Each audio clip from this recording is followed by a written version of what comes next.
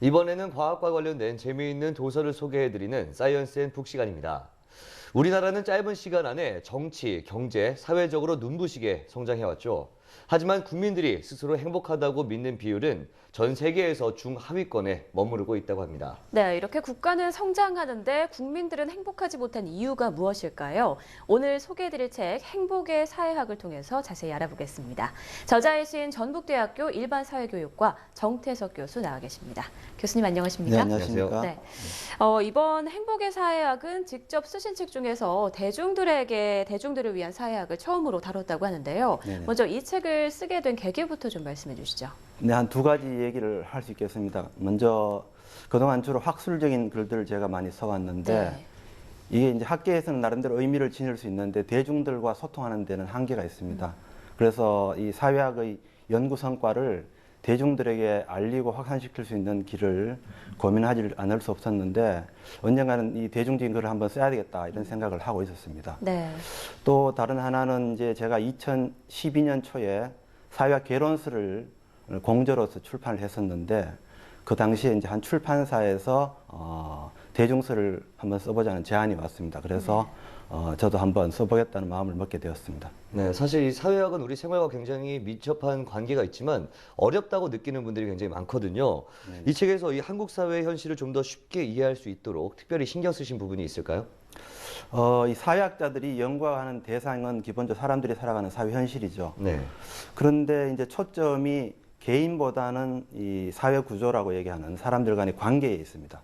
그러다 보니 이제 사회학 개념들을 많이 사용하게 되는데 이게 이제 대중들에게는 뭔가 자신의 삶과 동떨어진 것처럼 느껴지는 것이죠. 네.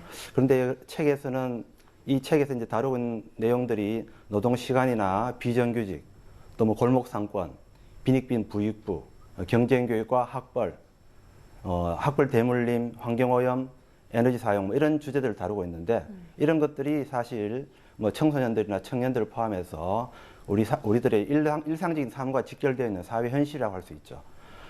그래서 이러한 사회 현실을 대중들이 좀 더 자신의 문제로 여길 수 있게 하는 방법이 없을까?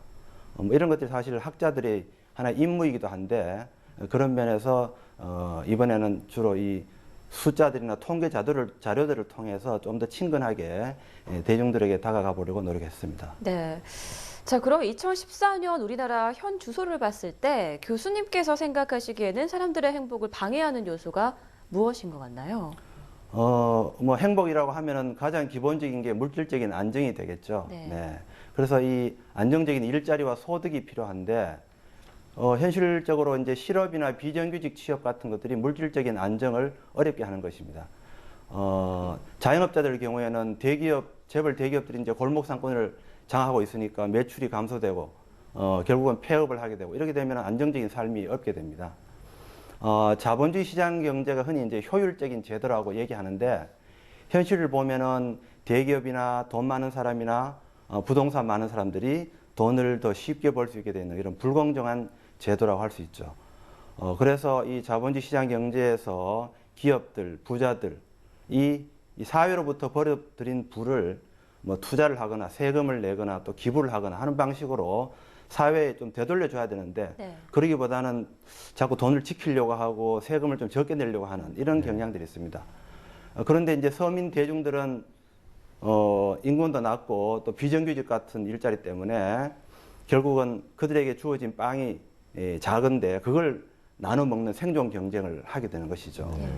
결국은 이런 과정 속에서 서민 대중들이 물질적인 불안정, 경쟁, 스트레스 뭐 이런 것들이 이제 있다 보니 정신적으로도 뭐 불안정하고 또 불행해질 수밖에 없지 않을까 생각됩니다. 네, 이 책에서 사회 현실 자체가 바뀌지 않으면 근본적인 치유가 불가능하다 이렇게 언급을 하셨는데요. 그렇다면 모두가 행복해지는 사회를 만들기 위해서는 가장 먼저 어떤 부분을 개선해야 할까요? 사람들이 마음의 상처라고 하는 것이 그 근원이 이 개인에게만 있는 것이 아니죠.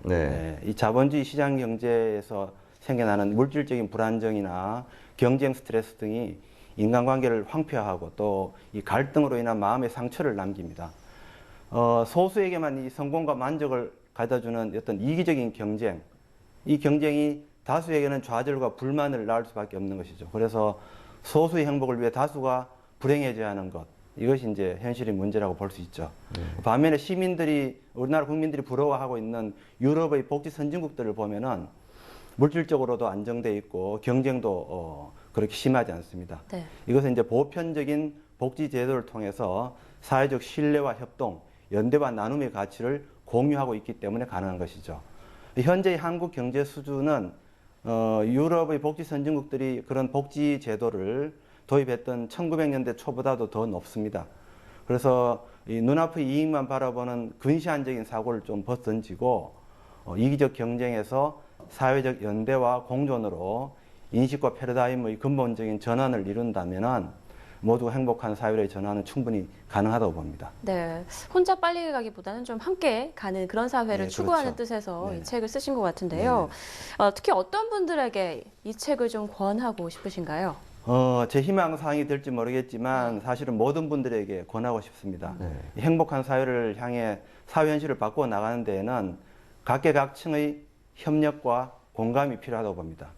물론 이제 제 책이 재벌 대기업이나 부유층, 기득권층 또 보수 정치 세력에 대해 비판의 목소리를 담고 있지만 동시에 이들이 모두가 행복한 사회를 위해 욕심을 조금씩 내려놓을 것을 희망하고 있습니다. 불평등과 빈곤, 일상적 불안과 스트레스를 낳는 이 사회적 원인들에 대해 공감을 하고 또 진정으로 모든 국민이 함께 행복한 사회를 원한다면은 공정한 분배와 보편적 복지를 통해서 노동자들, 서민 대중들의 삶이 안정될 수 있도록 해줄 필요가 있다고 봅니다. 사실 이 서민 대중들의 소득이 늘어나고 또 소비가 늘어나야 생산과 소비 순환이 활성화되고 이것이 장기적으로는 부유층의 부를 안정적으로 유지할 수 있는 길이 되는 것이죠.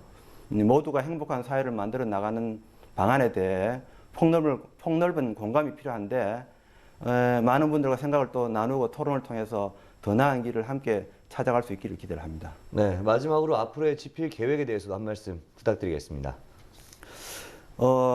제가 사회적으로는 좀 승자가 독식하는 이런 사회보다는 같이 함께 살아가는 그런 사회를 이제 지향을 하고 경쟁 사회에서 황폐화되고 불행한 삶을 살아갈 이유가 없다는 점에 같이 공감을 한다면은 우리가 낡은 사고를 버리고 소수를 위한 경쟁에서 모두를 위한 사회적 연대로의 사회적인 인식 전환, 패러다임 전환이 이제 이루어질 수 있을 텐데요. 네. 저는 앞으로 뭐 집필에 대해서도 우선 뭐 사회학자로서 학술적인 연구와 이제 집필을 해야 되겠죠. 네. 그와 더불어서 이 학문적인 성과를 대중들에게 확산시키기 위해서 시민 대중들과 소통하는 책을 쓰는 작업도 계속해 나가려고 하고 있습니다. 네, 행복의 사회학 이 책을 통해서 많은 분들이 좀 어렵게 느꼈던 사회학이 우리 생활과 얼마나 좀 밀접한 관련을 갖고 있는지 다시 한번 깨닫게 될 것 같습니다. 네네네. 네, 오늘 말씀 고맙습니다. 네, 고맙습니다.